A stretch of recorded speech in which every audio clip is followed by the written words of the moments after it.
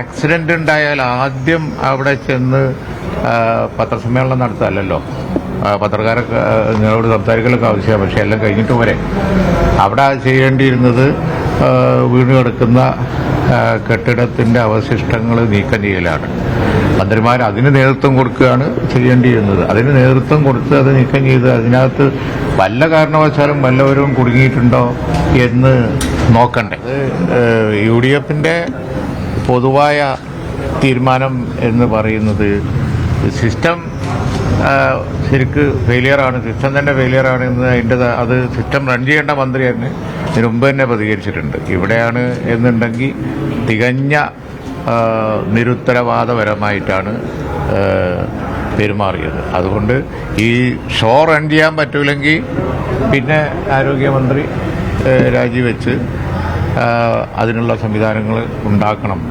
അല്ലാതെ ജനങ്ങളുടെ ജീവനും അതുപോലെ തന്നെ അവരുടെ ബാക്കി ചികിത്സയും ഒക്കെ അപകടത്തിലായ ഇന്നത്തെ സ്ഥിതി തുടരാൻ പറ്റൂല എന്നുള്ളത് തന്നെയാണ് UDF-ന്റെ അഭിപ്രായം. കാരണം ഇന്നലത്തെ സംഭവം തന്നെ നമ്മൾ എടുത്തു നോക്കിയാൽ ഇങ്ങനെ ഒരു ആക്സിഡന്റ് ഉണ്ടായാൽ ആദ്യം അവിടെ ചെന്ന് പത്രസമ്മേളനം നടത്താമല്ലോ. പത്രക്കാരൊക്കെ നിങ്ങളോട് സംസാരിക്കലൊക്കെ ആവശ്യമാണ്, പക്ഷെ എല്ലാം കഴിഞ്ഞിട്ട് പോരെ. അവിടെ ചെയ്യേണ്ടിയിരുന്നത് വീണ് കിടക്കുന്ന കെട്ടിടത്തിൻ്റെ അവശിഷ്ടങ്ങൾ നീക്കം ചെയ്യലാണ്. മന്ത്രിമാർ അതിന് നേതൃത്വം കൊടുക്കുകയാണ് ചെയ്യേണ്ടിയിരുന്നത്. അതിന് നേതൃത്വം കൊടുത്ത് അത് നീക്കം ചെയ്ത് അതിനകത്ത് വല്ല കാരണവശാലും വല്ലവരും കുടുങ്ങിയിട്ടുണ്ടോ എന്ന് നോക്കണ്ടേ. ഇല്ല എന്ന് ഉദ്യോഗസ്ഥന്മാരോ ബന്ധപ്പെട്ടവരോ പറഞ്ഞാൽ അത് കണ്ണടച്ച് വിശ്വസിക്കലല്ല ജനങ്ങളോട് ഉത്തരവാദിത്തമുള്ള ജനപ്രതിനിധികളായ മന്ത്രിമാരുടെ ഉത്തരവാദിത്തം. അതുകൊണ്ട് അവിടെ ഉടനെ ഇതൊക്കെ നീക്കം ചെയ്ത് എന്തെങ്കിലും സാധ്യത ഉണ്ടോ, മനുഷ്യജീവൻ അപകടത്തിലാകുന്ന സാഹചര്യം ഉണ്ടോ നോക്കേണ്ടതായിരുന്നു. പ്രത്യേകിച്ച് ചാണ്ടിയുമ്മയും ചൂണ്ടിക്കാണിക്കുന്നുണ്ട്. അവിടെ ലൈറ്റ് കത്തിയിരുന്നു. അത് മതിയായ തെളിവല്ലേ, അവിടെ ആള് പോകുന്നുണ്ട് എന്നുള്ളതിന് മതിയായ തെളിവാണല്ലോ അത്. ലൈറ്റ് ഉണ്ട്. പിന്നെ കുട്ടികൾ പറയുന്നുണ്ട് അതൊന്നും കെയർ ചെയ്യാതെ ഈ ബോധ്യപ്പെടുത്താൻ ശ്രമിക്കുക ചെയ്തത്.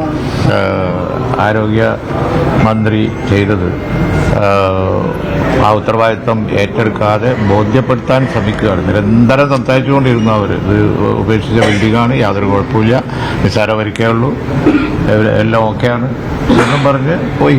ഇതാണ് ഉണ്ടായത്. ഇത് വളരെ നിരുത്തരവാദപരമായ സമീപനമാണ്. അതുകൊണ്ടാണ് UDF ആവശ്യപ്പെട്ടത് മന്ത്രി രാജിവെച്ച് ഈ ഉത്തരവാദിത്തം ഏറ്റെടുക്കണം, ധാർമ്മിക ഉത്തരവാദിത്തം ഏറ്റെടുക്കണം എന്നുള്ളത് UDF പറയാൻ കാരണം അതാണ്. പിന്നെ ആരോഗ്യ വകുപ്പ് വാസ്തവത്തിൽ കേരളത്തെ ഇതുവരെ ഉണ്ടായിരുന്ന നമ്മൾ പതിറ്റാണ്ടുകളായി നേടിയ നേട്ടത്തിൽ നിന്ന് പുറകോട്ട് കൊണ്ടുപോകാൻ സ്റ്റേറ്റ് ഇപ്പം സഞ്ചരിച്ചുകൊണ്ടിരിക്കുന്നത് റിവേഴ്സ് ഗിയറിലാണ്. എല്ലാ ഡിപ്പാർട്ട്മെന്റും ഫണ്ട് വേണ്ടത്ര കൊടുക്കാത്തത് കൊണ്ട് നിശ്ചലമായി കിടക്കുന്ന അവസ്ഥ ഉണ്ട്. ആരോഗ്യ ഡിപ്പാർട്ട്മെന്റ് മാത്രമല്ല, എല്ലാ ഡിപ്പാർട്ട്മെന്റിലും ഏതാ മര്യാദക്ക് നടക്കുന്നതുള്ളത്. നമ്മൾ മുമ്പ് കാണുന്ന ഈ വഴിക്കടവ് പരപ്പനങ്ങാടി റോഡ് ഒരു ഉദാഹരണമാണ്. ടെൻഡർ ചെയ്ത റോഡാണ്. ഫണ്ടില്ലാത്തതുകൊണ്ട് പിന്നെ അതിന് തൊട്ടിട്ടില്ല. അപ്പം അതുപോലെ കേരളത്തിലെ എല്ലാ പ്രവൃത്തികളും അതുപോലെ തന്നെ വർക്കുകളും ഉദാഹരണത്താണല്ലോ ഈ മറ്റേ കെട്ടിട ആരോഗ്യ പിന്നെ ഇത് വർക്ക് ചെയ്യുന്നത് എല്ലാം നിശ്ചലമായി കിടക്കുകയാണ്. ഫണ്ട് വേണ്ടത്ര ഒന്നിനും കൊടുക്കുന്നില്ല. ഫണ്ട് ക്രൈസിസ് കേരളത്തിൽ എല്ലാത്തിനെയും ബാധിച്ചിരിക്കുകയാണ്. അതാണ് സത്യം. കേരളം നിശ്ചലാവസ്ഥയിലാണ്. അതാണ് പിന്നെ സത്യത്തിൽ ഇന്ന് ഉള്ള സ്ഥിതി. അങ്ങനെ ഒരു സ്ഥിതി കേരളത്തിൽ ഒരിക്കലും ഉണ്ടായിട്ടില്ല. മിസ്മാനേജ്മെന്റാണ് ഇതിനൊക്കെ കാരണം. ഈ രണ്ടാം പിണറായി ഗവൺമെന്റിന്റെ കാലത്ത് വളരെ ശോചനീയമായ അവസ്ഥയാണ് കേരളത്തിലുള്ളത്. അതിനെതിരായ പ്രതികരണമായിരുന്നു വാസ്തവത്തിൽ നിലമ്പൂരൊക്കെ കണ്ടത്. ജനരോഷം വളരെ പിന്നെ അതിന്റെ പാരമ്യത്തിലാണ് നിൽക്കുന്നത്. ഇന്നലത്തെ ആ ഒരു ഷോ തന്നെ കണ്ടാൽ നമുക്ക് മനസ്സിലാക്കാൻ പറ്റും ഒരു ഗവൺമെന്റിന്റെ എഫിഷ്യൻസി എന്താണ് എന്ന്. മന്ത്രിമാർ അപ്പോൾ നേതൃത്വം കൊടുക്കേണ്ടതായിരുന്നു. ഓടിവാ, എന്നിട്ട് JCB കൊണ്ടുപോവാ, ഫയർ എഞ്ചിൻ കൊണ്ടുപോവാ, എന്നിട്ട് ഇത് നീക്കം ചെയ്യുക. മുമ്പൂടെ കണ്ടിട്ടില്ല ഉമ്മൻചാണ്ടി ഗവൺമെന്റിന്റെ കാലത്തൊക്കെ. ഞങ്ങളൊക്കെ അതാ ചെയ്തിരുന്നത്. അത് ഉടനെ ചെയ്തിരുന്നെങ്കിൽ ഒരു ജീവൻ രക്ഷിക്കാമായിരുന്നു. അതുണ്ടായില്ല. അത് വളരെ ഗുരുതരമായ തെറ്റായി പോയി. അതിന്റെ ധാർമ്മിക ഉത്തരവാദിത്തം ആരോഗ്യമന്ത്രി ഏറ്റെടുക്കുക തന്നെ വേണം. ഈ മലപ്പുറം നഗരത്തിലെ താലൂക്ക് ആശുപത്രി പോലും ഫിറ്റ്നസ് നഷ്ടമായി, 1.5 വർഷം മുമ്പ് ഫിറ്റ്നസ് നഷ്ടമായ അതായത് അതൊരു ഉദാഹരണമാണ്. മലപ്പുറം ഹോസ്പിറ്റൽ ഫിറ്റ്നസ് ഇല്ലാത്ത കെട്ടിടത്തിലാണ് വർക്ക് ചെയ്യുന്നത്. നിങ്ങൾക്ക് അറിയാം. അതുപോലെ എത്ര എണ്ണം ഉണ്ടാവും ആർക്കും അറിഞ്ഞൂടാ. വീട് കിടക്കുന്ന കെട്ടിടത്തിൻ്റെ ഉള്ളിൽ ആരെങ്കിലും ഉണ്ടോ നോക്കാൻ ഒരു ഉത്സാഹം കാണിക്കാത്തവർ ഇനിയിപ്പോൾ എവിടെയാണ് വീഴുന്നത് എന്ന് അതിനെ സംബന്ധിച്ച് ഉത്സാഹിക്കും. എഫിഷ്യൻസി തീരെ ഇല്ല. ഇപ്പോൾ ഫിറ്റ്നസ് ഇല്ലാത്ത ബിൽഡിങ്ങുകൾ വേറെയും കാണും. പ്രതിഷേധമായി മുന്നോട്ട് പോകുന്നതാണ് UDF. ഇപ്പോൾ ഞങ്ങൾ അടിയന്തരമായിട്ട് UDF യോഗം വിളിച്ചിട്ടുണ്ട്. UDF ഈ വിഷയം വളരെ ഗൗരവമായി ചർച്ച ചെയ്യാണ്.